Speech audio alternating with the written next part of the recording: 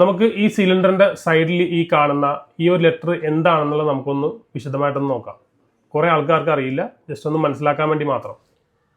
ഈ കാണുന്നത് ഫസ്റ്റ് കാണുന്ന സിയും ഇപ്പുറത്ത് കാണുന്ന ഈ 34ഉം ഇത് എന്തിനാണ് സൂചിപ്പിക്കുന്നത്? ഈ ഒരു സിലിണ്ടറിന്റെ എക്സ്പയറി ഡേറ്റ്, അതായത് ഇതാണ് ഇതിന്റെ കാലാവധി ഡേറ്റ്. രണ്ടാമത് ഇതിനെ റീടെസ്റ്റ് ചെയ്ത് വേറെ കംപ്ലൈന്റ് ഒന്നും ഇല്ല എന്ന് മനസ്സിലാക്കിയതിന് ശേഷം തിരിച്ച് ഗ്യാസ് ഫില്ല് ചെയ്ത് നമുക്ക് വരും. ഇതിന്റെ എക്സ്പയറി ഡേറ്റ് എങ്ങനെയാണ് നമുക്കൊന്ന് നോക്കാം. ഈ ഒരു ലെറ്റർ ABCD ഇങ്ങനെ 4 രീതിയിലാണ് വരുന്നത്. അതായത് ഒരു വർഷത്തിന് ഒരു 4ആയിട്ട് ഡിവൈഡ് ചെയ്യും. ഉദാഹരണം പറയുവാണെങ്കിൽ ഇവിടെ A വരുവാണെന്നുണ്ടെങ്കിൽ ജാനുവരി ഫെബ്രുവരി മാർച്ചും, B വരുവാണെന്നുണ്ടെങ്കിൽ ഏപ്രിൽ മെയ് ജൂണും, C വരുവാണെങ്കിൽ ജൂലൈ ഓഗസ്റ്റ് സെപ്റ്റംബർ, D വരുവാണെങ്കിൽ ഒക്ടോബർ നവംബർ ഡിസംബർ. ഇങ്ങനെയാണ് ഒരു വർഷത്തിനെ വെച്ചിട്ട് ഈ സിലിണ്ടറിനെ എക്സ്പയറി ഡേറ്റ് കണക്കാക്കുന്നത്. ഈ C എന്ന് പറയുന്നത് ജൂലൈ ഓഗസ്റ്റ് സെപ്റ്റംബർ. ഈ സെപ്റ്റംബർ മാസത്തിലാണ് ഇതിന്റെ എക്സ്പയറി ഡേറ്റ് വരുന്നത്.